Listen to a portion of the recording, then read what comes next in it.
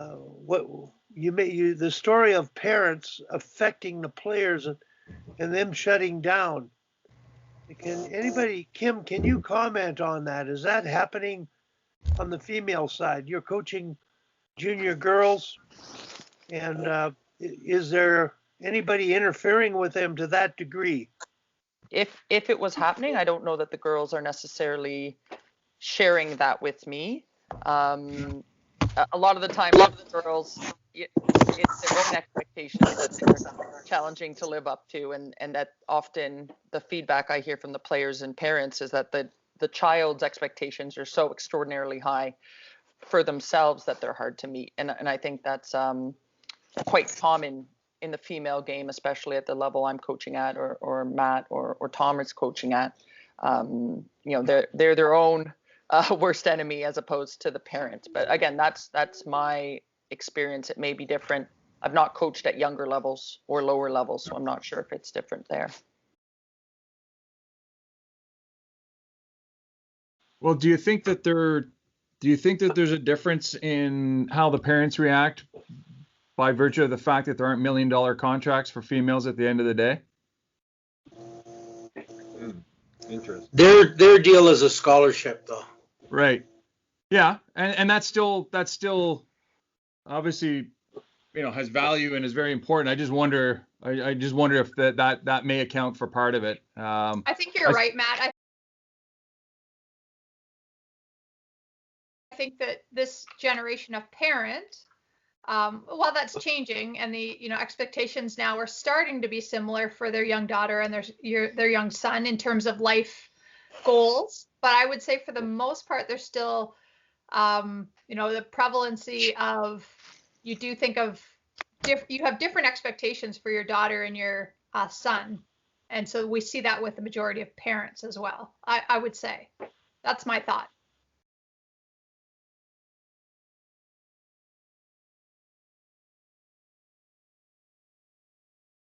Well, I mean, don't get me wrong. I've been at thousands of minor hockey games in Toronto. Girls, I don't watch a lot of boys games, and there are a lot of the quote unquote crazy parents who are, voicing their concerns quite openly to everybody. And I always said an easy way to fix the parent problem would be to make them wear the jersey of their kid. Like if they're the home team, make them wear the away so we all know who they're representing. But it is there in the female game, and it is typically the males, like the fathers, but that's typically more of them are at the games, so it's not invisible, but I just personally haven't seen it with the teams I'm coaching quite as much, but it is definitely there. And I know that at my hockey school, because I run a hockey school that has kids of all levels on the ice at the same time, and I really try to stress fun, but we do have Olympians coaching them. Often parents will bring their kids in and see other kids that aren't as strong on the ice, and be very forceful with my instructors, telling them that this isn't right, yelling at my instructors. So I've certainly had that. I've had parents take their kids out of my camp because they feel like they should only be with elite kids. So there is starting to be, I think you're right, Matt, there isn't the $1 million contract at the end, but there is starting to be way more opportunities for girls that these parents are seeing for, living, as we all say, you're living vicariously through your kids. There certainly is that. And I do see that at camp, just probably not as much as the men's game. Yeah, that's a good point. I mean, we're all of us involved in the women's game are pushing for that, right? To have that option, I guess. And so we'll see what that brings with it in terms of the parents. I can, by way of anecdote, I can honestly say that in 12 years as head coach at Queens, I've had one parent actively question me about ice time.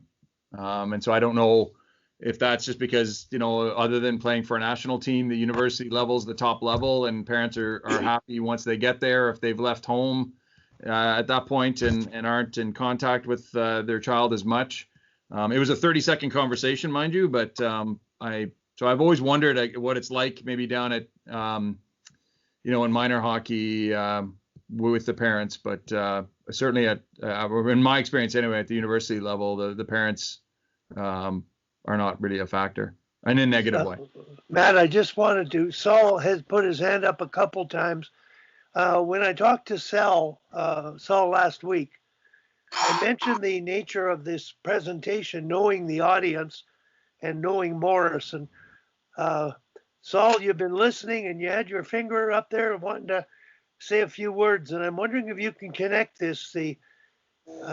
I think Sammy's point and Tom's point about scholarships, there is a serious goal, financial goal, that's affecting parents, that affects players, that really puts pressure on coaches.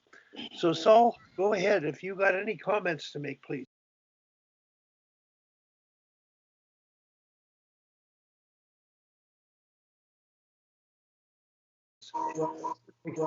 Make a comment more about the parents putting pressure on their kids. And certainly parents put pressure on their daughters. I don't think it's quite as much as we see with them putting pressure on their sons, but in different sports. I mean, I'm just finishing a book now on golf, and one of the people I used to work with years ago was Nancy Lopez, who was a great golfer.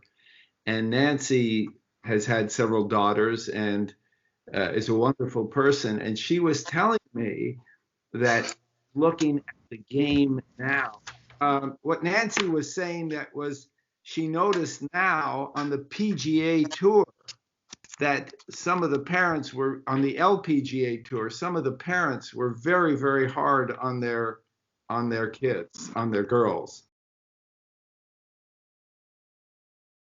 My experience is it's been more directed at the daughter than it is at the coach. And that's, I worked with the Canadian women's soccer team, and at that level, I didn't see any parents at all. I mean, these women were, but anyway, so I just wanted to say, and Nancy pointed out to me that she thought there was a cultural factor in it, that Oriental parents were very hard on their girls, very much more harder on their girls, I shouldn't say.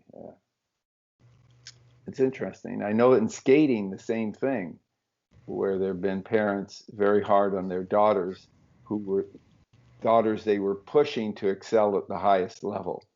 So we're talking where there's significant gain, whether you're talking about scholarships or people participating in professional sport like golf or being a potential Olympian.